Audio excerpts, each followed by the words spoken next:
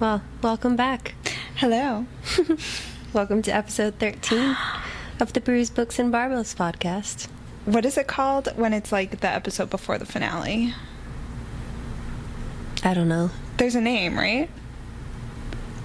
Like it's finale, but then there's something before finale. There is. Semifinals? Yeah. Semifinal? Okay, well Semi-finale. It's one or the other. This is the pre-finale episode. Yes, there we go. We are almost done. Yep, last two episodes. Oh my god. And man, reading this made me want to punch a wall. Oh yeah. Or punch a specific person in the face.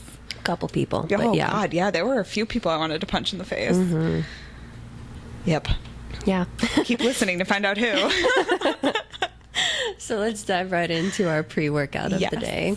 We went to this place called Cafecita in Burbank, right off of Magnolia. It's actually a little truck inside of the shop Tansy, the Tansy shop, which is a cute little flower shop. Oh my god, so cute. Oh my god, it is magical in there. It really is.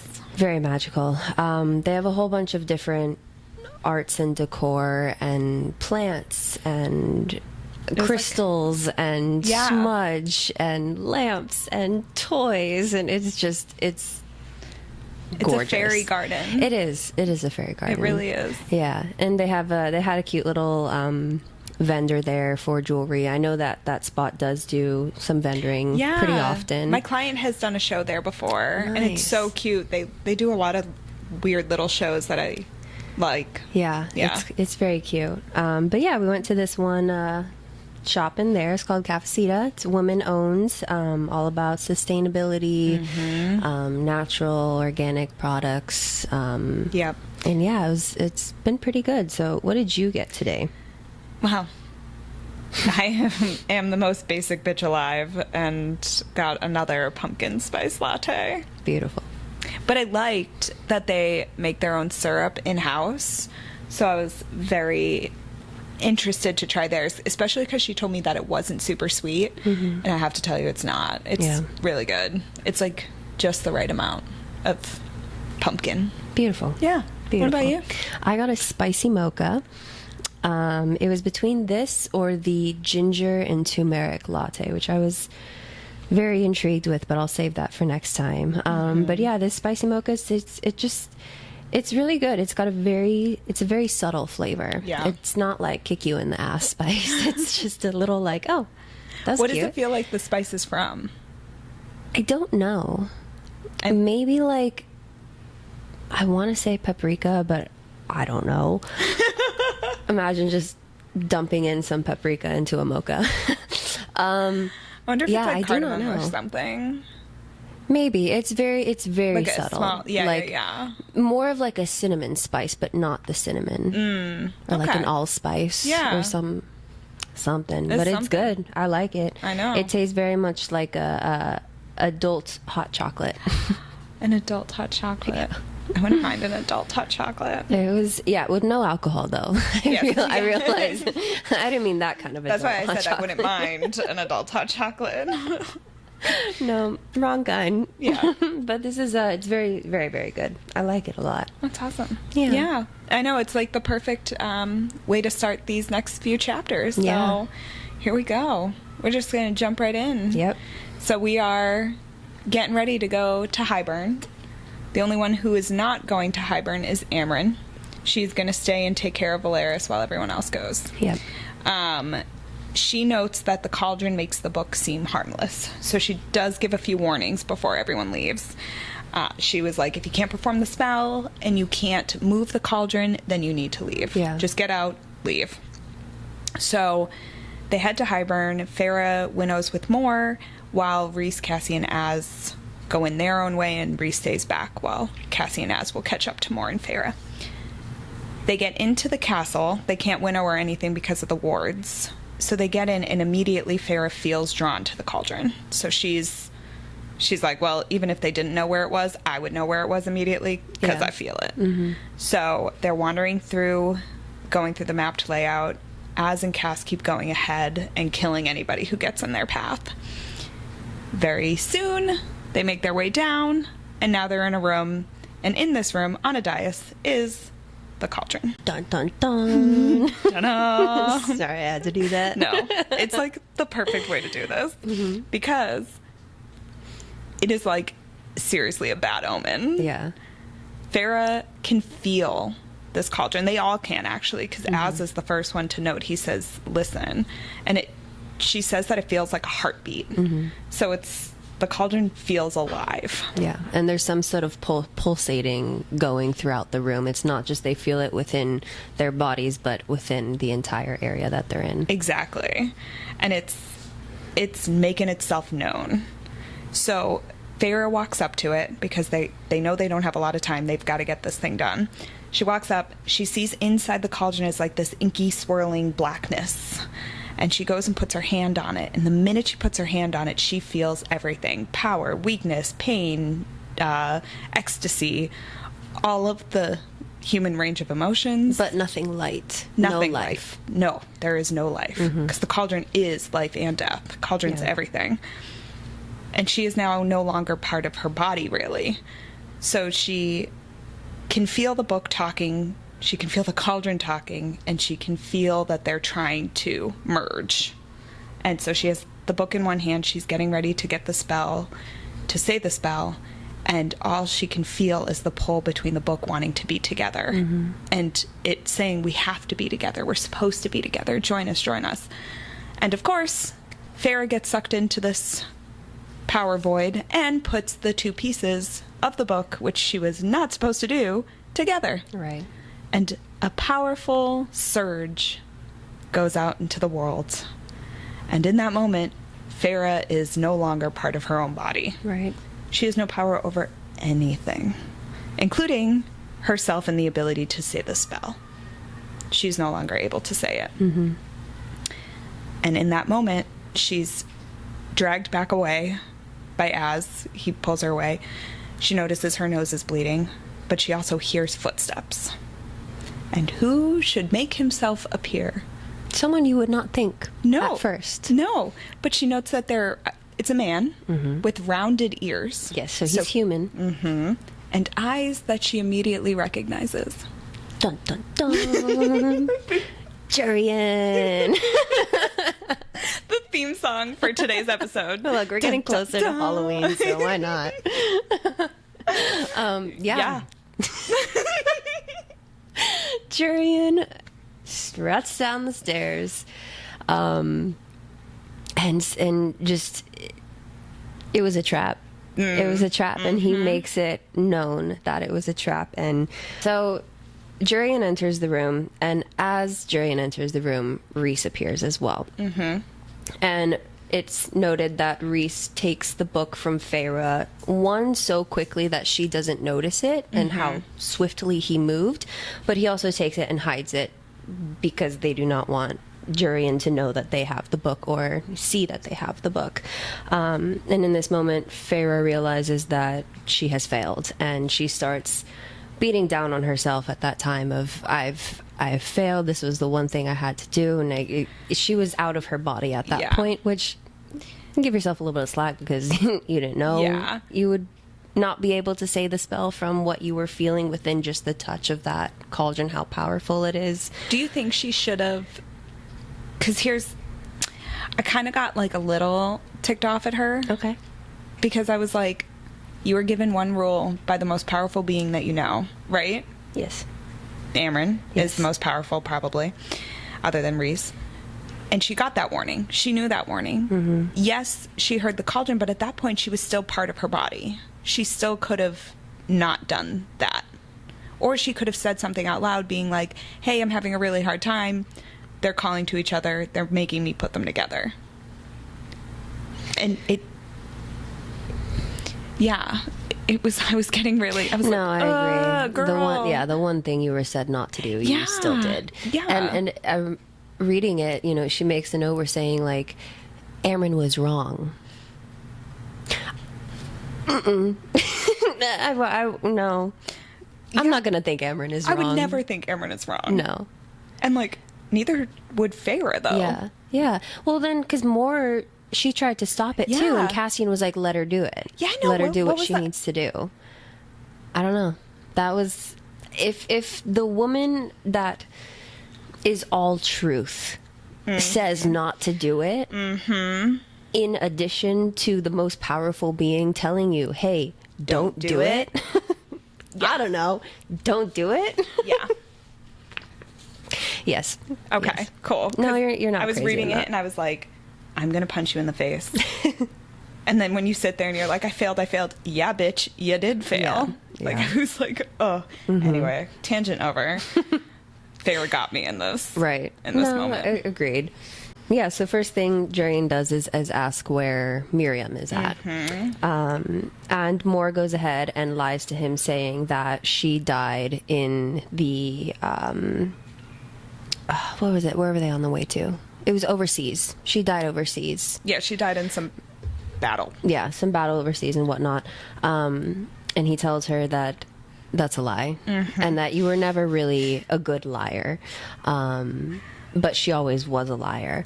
And so then she goes ahead to tell him that instead, Miriam went and married off Prince Draken, and they are out living their lives out and about, but they did it the day that Jurian had slaughtered Clythia. Yep. Which is crazy. Yeah. Very crazy. And you can tell that Jurian anger grew in his face. Yeah. She makes a point to say that. And she makes a point to say that his eyes have gone mad. Like, he might be back to being a human, but something is up with his eyes. Yeah, if you're locked in a ring for over 500 years. Yeah. Yeah. I would be going insane too. You'd be straight up in a place. Yeah. Yeah. Exactly. But yeah, so then everyone in the inner circle decides that it's now time to gotta get go. the hell out. So they try and winnow out, but they find that they can't. Jurian notices that they tried to winnow out and starts laughing. And he goes, I'm so disappointed that you fell for the trap so easily, you know? So it becomes very apparent that this whole thing was set up for them. And what do we know? All of a sudden, we start hearing more footsteps coming down the stairwell. And within the end of the stairwell comes down strutting a man. What was it? They said like average height. Yeah. Short black hair. He was average in everything. Average appearance, average height, all that. But this is the first time we're physically introduced to the King of Hybern. And he had used Jurian as a tool to distract them while he cast a spell, the same spell Amarantha had used to basically take their powers away. And Jurian notes that Amarantha stole this book from the king, and now the king has it back. And these are the spells that he's been using, so sorry you guys aren't leaving. Gotcha. No, did you like my finger guns? Gotcha. Well, in that moment, Jurian then shoots off an ash arrow. Goes pew. Stop, I'm dead. Shoots an ash arrow straight at Azriel's chest. And that's the last thing that we want to be done. And this ash arrow is coated in bloodbane, a poison that the king says he can control. So now he's got power over Az. So he says that if you guys don't do what I'm telling you to do, I can take this poison and make it spread and kill him. Like, I'll take it straight to his heart. Yep. Yeah. So either you get in line or you lose your buddy. And they don't want that to happen. So they're like, okay, we'll do what you want us to do. So they all go with the king and they enter into the king's throne room.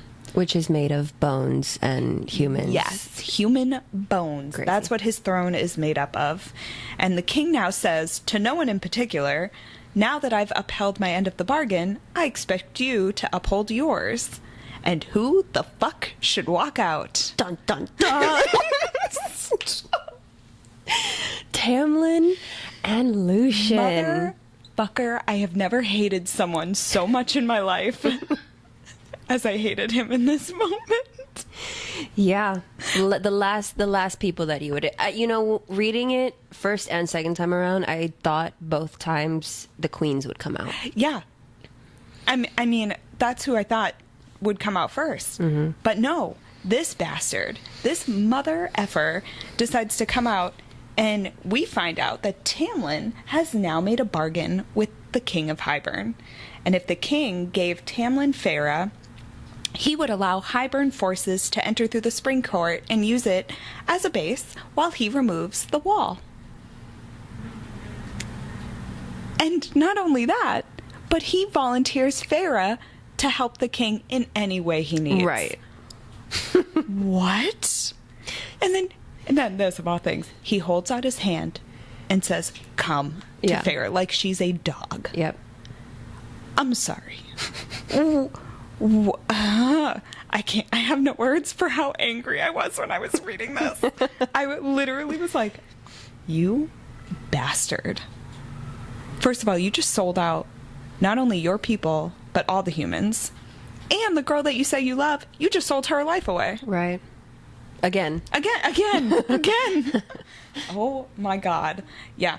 So she is like, there's no way in hell I'm going anywhere with you. Yeah. So absolutely not.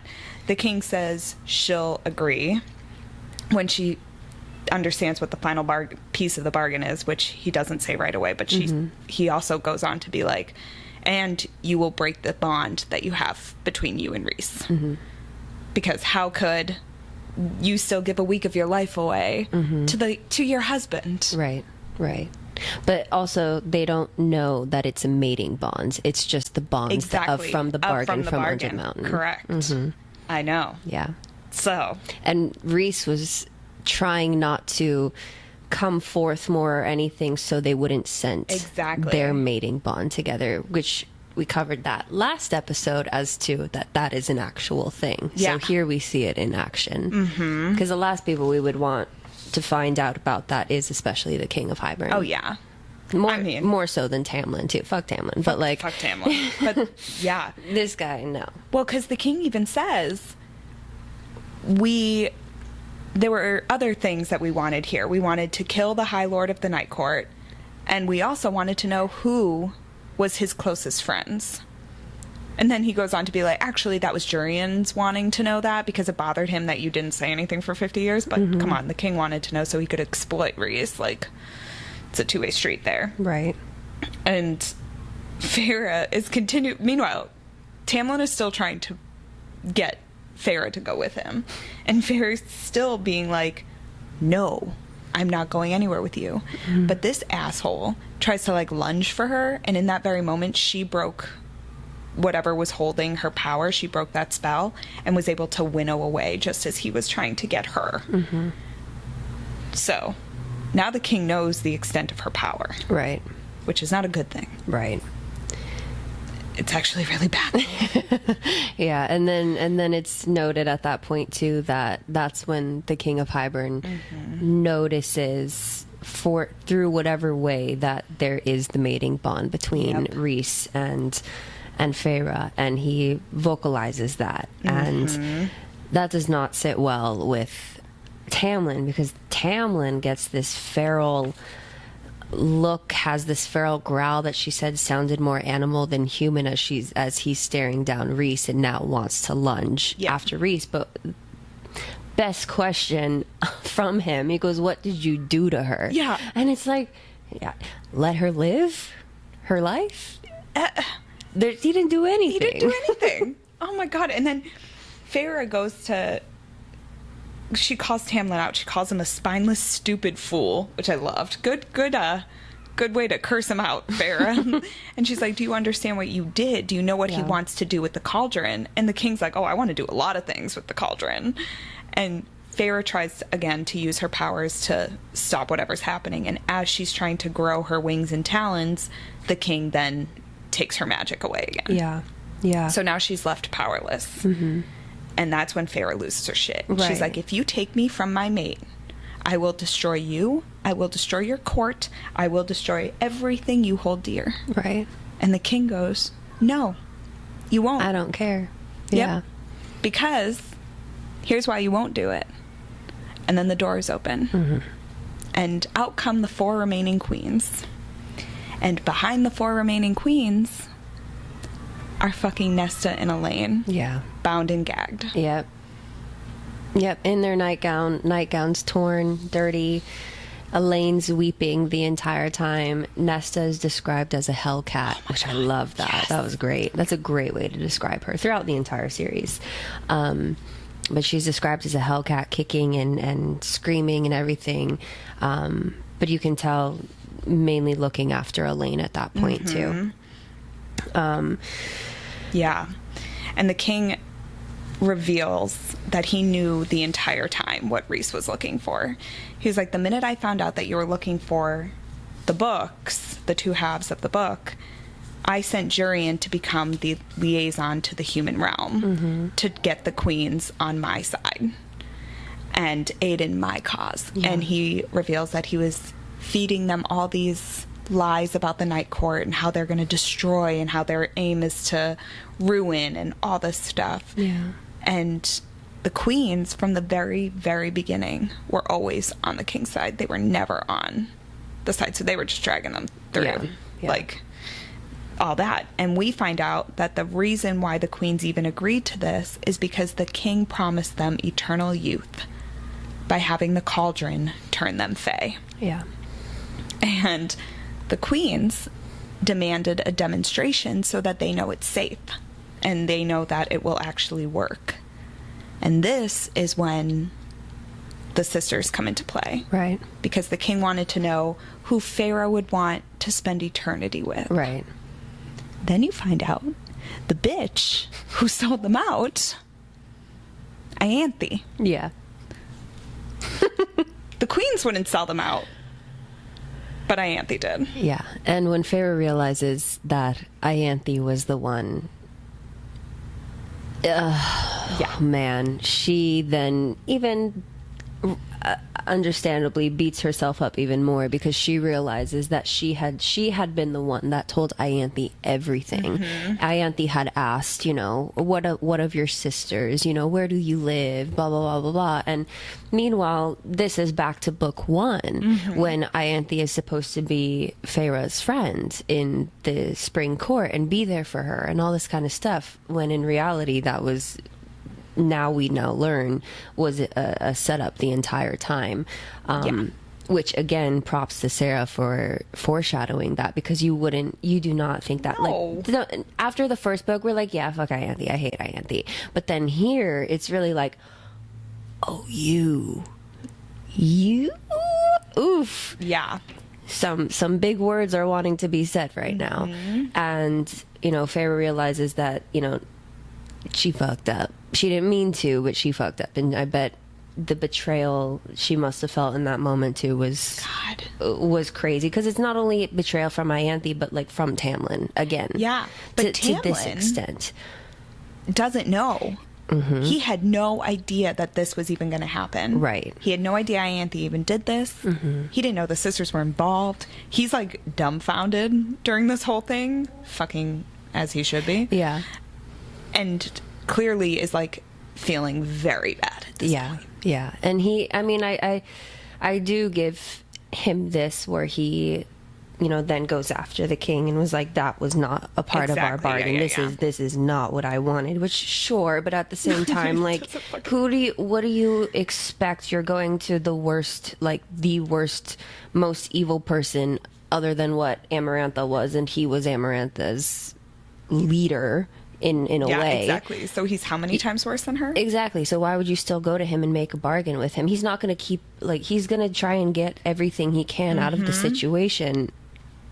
You're not equals at this point. No. He's just using you, and that's exactly 100%. What he just did.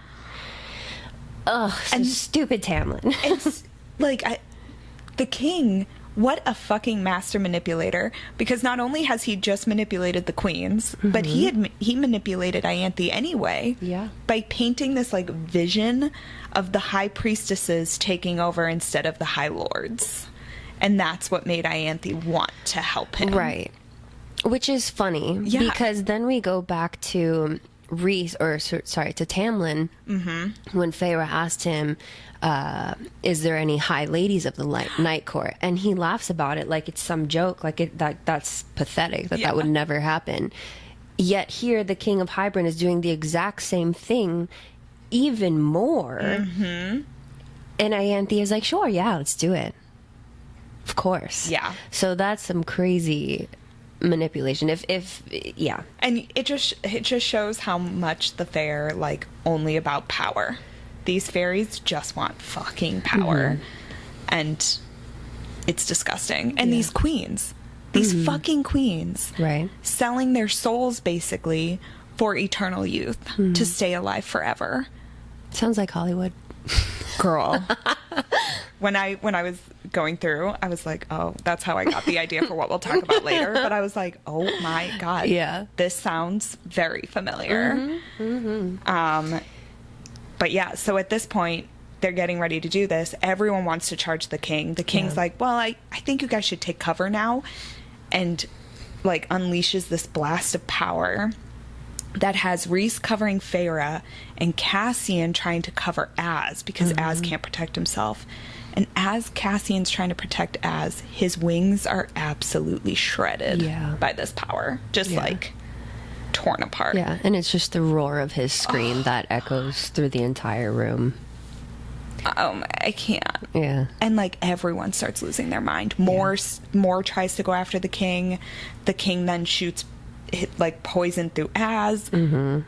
But before he does, Mor has now revealed herself to the king, and the king really just decided to latch on to who Mor is at this point, which not good. But everyone halts because no one wants Az to die. And then the king says, take the prettier one in first. Yeah. So Elaine gets dragged to the cauldron, and she's not putting up much of a fight, but Nesta's putting up a fucking fight. And it's to no avail. Although we do hear Lucien, like, be like, stop. Yeah. And this is the first time we really see him speaking up now. But anyways, Elaine is taken, lifted, and then placed in the cauldron. And as she comes out, she is now fully fae. Yeah. Well, they throw her in, and Nesta's going crazy. Feyre's going crazy. And then they say it where the cauldron then tips over on its side. So then water comes out. She comes out, and she's lying, I think it was face down first. And her hair was all in front of her, and it was like her ear was poking through the hair. And she was even more beautiful than what she normally was. And then it was also noted that because she was dived into the liquid, that her nightgown was all soaking wet. You could see everything. You can see her breasts poking through, and that some of the guards, who she did note, half of them looked like the Ator, half of them looked worse than the Ator, and they were snickering because they could see Elaine now. And Lucien in that moment is the one to go up to her, take off his coat, put it around her, and Elaine, as expected, would kind of shudder away. But love that he somehow broke through, got to her, and then was the one to do that. Right. But, yeah. So after, it's obvious that Elaine is now fae. It's the look on the queen's faces, like so much, I don't want to say life, but excitement, maybe confirmation that, it worked. Especially to the youngest dark-haired one, they said that her eyes lit up because that's immortality right there. That just was proven. Well, between the ancient asshole and then this youngest one, vanity is the only thing that matters to them. Exactly. Eternal life and vanity. Exactly. So they're now excited. It's obvious that they think that they're going to be turned fae now. And then King of Hybern then goes into saying that Nesta's next, that the Hellcat is next. Bring the Hellcat forward. And Nesta is not at all making it easy for these soldiers whatsoever. Even if they were regular fae soldiers or the Ator looking ones, it didn't matter. She was putting up a fight to where it was obvious that they were struggling to get her in, and they're trying to shove her in, and it's almost as if she didn't fully submerge to where then the king was like, get her under, Yeah. to where then they had to like take her shoulder, And I think it push was, her. and shove her head down. And as she's being shoved under, Yes. you get this perfect description of Nesta looking up at the king, hell, death, everything in her eyes, and is pointing a specific finger up at him as she's being submerged, saying that he's, hell is coming to him. And it's the infamous middle finger. And Farah notes that it's a curse and a promise Yep. and a damnation. Yeah. And you know that Nesta's something's gonna. Yeah. Whether she does it or not, death is coming Yes. to you. You just signed. Yep, You you just are. signed You it. are done. You are done, and not for Nesta. This is for Elaine. Right. Right. Not even for herself. Yeah, exactly. Yeah. It's not for her. It's for what just happened. And when she comes out of that cauldron, Farah notes that it is different. That she was made, but not in the same way Elaine was made. Yeah. That she, in going under, forced the cauldron to give more. Than what it wanted to give. Exactly. Yeah. And you're like, what does that mean? Exactly. We still don't know what it means. No. But Nesta took. Something. Yeah. And Farah describes that when she locks eyes with Nesta, when Nesta first comes out of the cauldron, she sees rage, she sees power, and she sees cunning in her eyes. But then Nesta blinks and it's all gone. Yeah. And she's just devastated. But there's no sign of any of that. Yep. At least not right now. Right. And yeah, first thing she does is goes up to Elaine and like shoves Lucian out of the way and like, get your hands off of her. And Yeah. she's like, it's not, she wasn't crying, but it's like so much anger, but the fear is Yes. coming out of her voice, Yeah. to where it's like a shrieking that comes out, and pulls Elaine in close to her. Elaine is sobbing. They're there. And then all of a sudden, Lucian has this face of a struckness, of oddness, whatever words I'm trying to come up with right now. Shock. And looks at Elaine as she's being pulled away and whispers, or maybe a little bit louder than a whisper, but you're my mate. Oh. Dun dun dun! Also, Lucian, man. Terrible timing.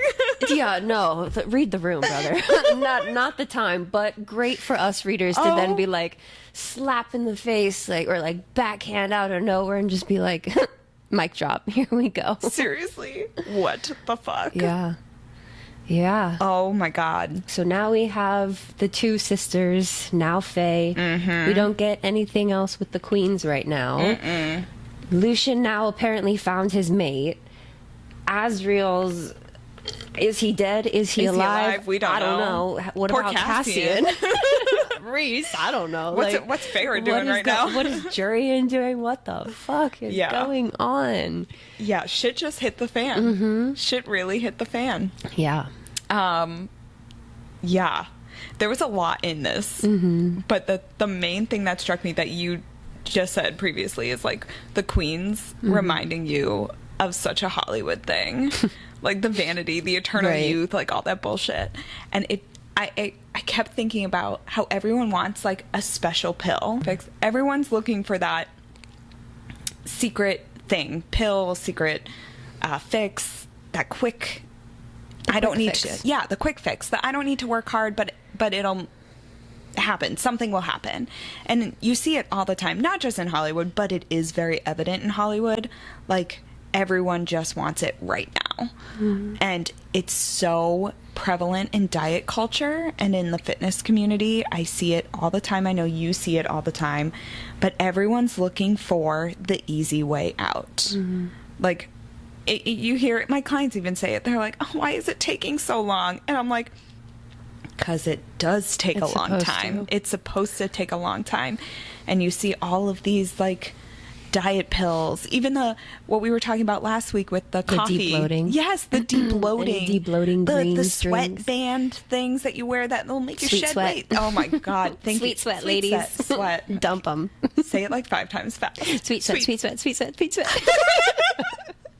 Did you say feet sweat? I think so. Stop, I'm dying. This episode is called Unhinged. And I just kept being like, what are some of the ways that we can talk to you guys, to our clients, to kind of not, because everyone's entitled to their own opinion. We never want anyone to feel uncomfortable if they're going to try something. Like, we don't want to sit there and be like, don't do it, it's wrong. And I know that right now Ozempic's everywhere, and I know people who shouldn't be taking it who are taking it. And what do you say, how do you handle a client who comes to you who's like, okay, this is what I've tried, this is what I want to try, this is my quick fix solution, like, what do you think? Or who just is stuck and like starts being unmotivated too, and then wants to do the quick fix. How do you handle that? I think the first question that needs to be had with that is, why are you rushing it? What is the reason why you want it so quickly? Is it maybe a goal that you have, a wedding that you're going to, that you need to fit into a certain dress? Yeah. Or maybe you're the bride and you need to fit into a certain dress, or you're going to a family function and you want to make sure that you're looking good, or you know, a 10-year reunion, anything like that. Is it something like that where it's you just want to look and feel good for a set event, or are you looking for longevity within your health? Because the two are very different. So different. And the approaches are going to be very different. 100%. The habits you will have to make are going to be very different. You know, so that's the first question that needs to be had. If it's one where the answer is, oh, I want to, you know, I just want to look good for the vacation that I'm going to, or anything like that. Cool. Okay. Yep. We can do what we can in the most healthy way. I'm not going to have you, you know, I'm not going to have you drop 1,000 or 1,500 calories so you can lose X amount of weight before your vacation, because in reality, it's not going to be sustainable. You're going to be low on energy. Your body may not respond, probably won't respond good, period. Yeah. But especially to how you want to feel with it. Now, if it's for, you know, longevity, and it's more so the frustration of, I want to look and feel healthy for my future, but God, this is taking so long. Yeah. Then that's a little bit of a different answer that I'll give, of more like, look, I get it. This shit takes a long time, especially for a lot of people's goals when it comes to how they want to look physically. It takes a while, and I think because of social media, because of this whole quick fix thing, we think that it's so easy, and it's supposed to be hard, and it's supposed to take a while, because if it didn't, everyone would be doing it, which I get sounds a little interesting. I would just kind of reiterate to them that it's supposed to take a while. You know, it's maybe not so much necessarily about the end destination, but rather the journey of it all. And think about the habits that you're creating within this journey to get to said goal. Yep. You know, if you're looking for fat loss for X amount of thing, maybe you're prioritizing your sleep a little bit more. Maybe you're tracking your calories a little bit more. Yep. Maybe you're being more mindful, more conscious about your movement, about your mentality through this whole lifestyle change, because that's essentially what it is when you get into fitness. You can't just do a crazy amount of workouts but still be out eating and drinking every single night and expect change. It's something that you have to tick each box off as you go. But it's one of the, I feel like, is one of the most greatest things in life, because you get to learn these lifestyle habits, get to learn more about yourself, get to learn the strength that you may have physically, mentally, emotionally, all because you're trying to have that longevity of health and fitness into your life. And, you know, just kind of reiterate again, like, what are you doing this for? You know, how important is it for you? I'll venture back to maybe the beginning of season 1, where it was the word from discipline to devotion, where how devoted are you to your health, to your fitness, to your family? Are you a mom? Are you a dad? Do you have kids? Do you want to live to see them walking down the aisle, or meet their kids and have your grandkids? You know, think about, what are you doing it for? And it's going to be a long process, but time goes by no matter what. Yeah. So how would you rather spend your time? Doing what's best for your health and for you altogether, or being stuck in the same pattern that you're in right now and beating yourself up over it and over it, because we know that vicious cycle. Yeah. So do you want to stay within that vicious cycle, or do you want to maybe get out of that cycle but sit in that discomfort while you're working on bettering yourself, becoming the person that you want to be? Yeah. Red pill, blue pill. Oh my God. You choose. 100%. It's one of it's trust and patience. Yes.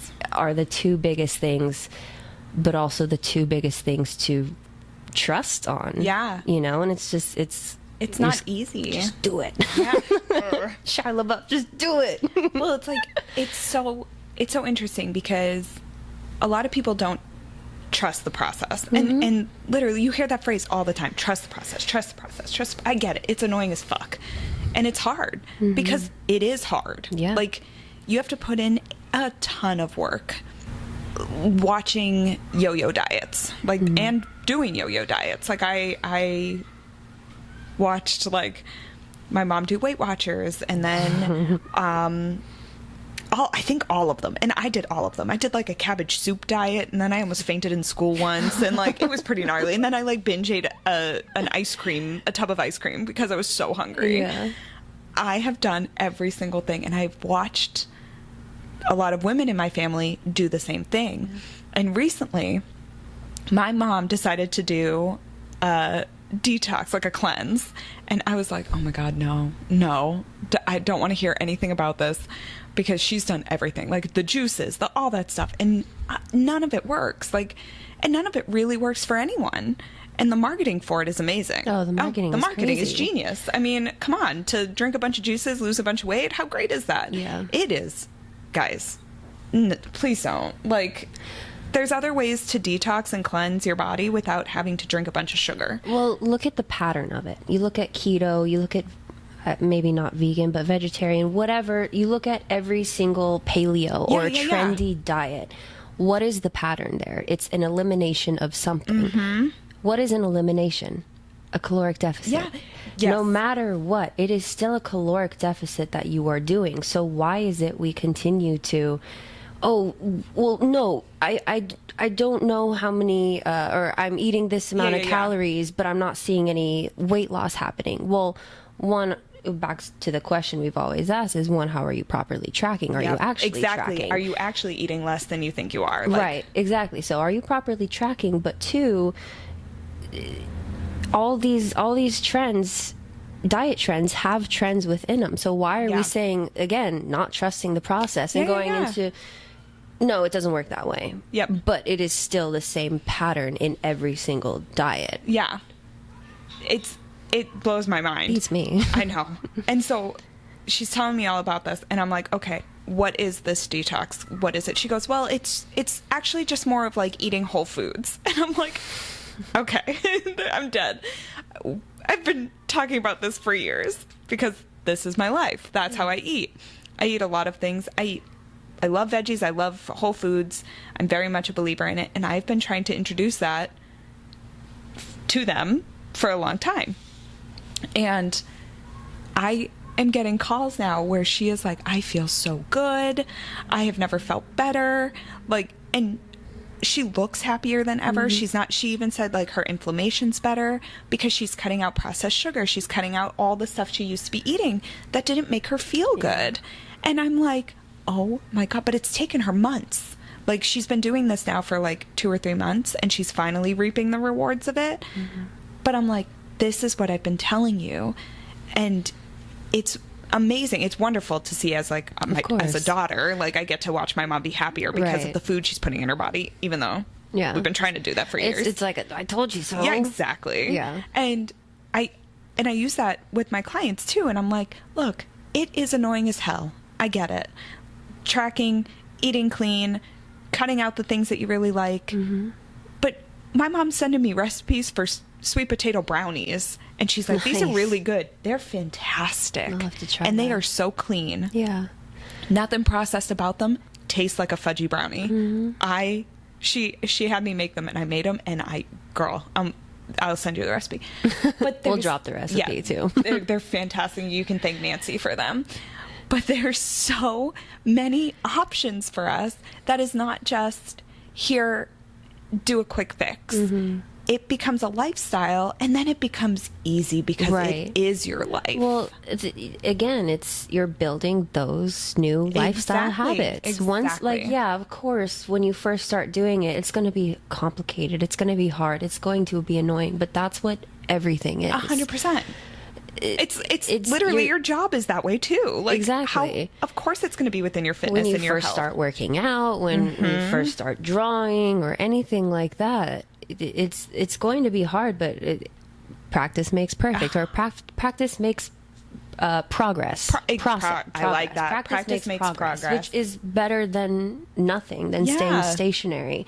And also, like, I wanted to point out too, it's ironic and interesting how this Whole Foods clean eating is seen as a diet, as this is the, I'm trying this new thing where I'm eating whole foods and yada, yada, yada. I'm like, what are you detoxing from? Right. But also, like, societally, how we see that as where clean eating or anything, I'm sure you've seen on social media where it's like, when does clean eating and tracking and everything mean like food disorders or anything like that, when that is not the case. No. You know, like, that lifestyle is seen as unhealthy rather than eating takeout or doing drive-in stuff or drinking every weekend when that's the norm, when that's healthier, or the argument of, you know, a glass of wine a night is okay if it's red wine, or, you know, talks like that where it's like, X amount of alcohol in moderation is actually healthy for you. And you're like,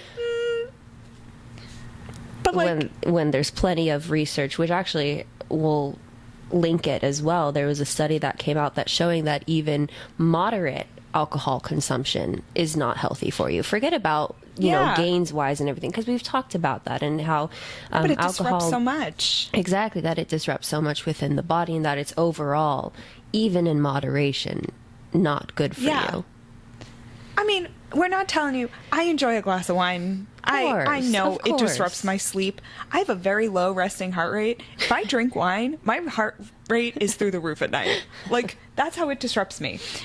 But it's true. Like, all these things, it just, over time, it becomes so much easier to be like, no, I'm going to wake up, I'm going to eat this, and I'm going to eat this, and I'm going to feel really good, and I know I'm going to feel good. And then it becomes easy. All the tracking becomes easy. And then all the prepping comes easy. You know what to do. You don't have to think about it. And then, look, you can do things while you're doing that. So now you're multitasking and killing two birds with one stone. Oh, my God. It's amazing. It's great. Like, you know, a great example was when I first started really tracking my food and doing the meal prep with the macros and everything like that. I was terrified with weighing out my food because I didn't know how to do it, and I thought I was doing it wrong. So, like, my coach would give me X amount of grams per rice in a meal.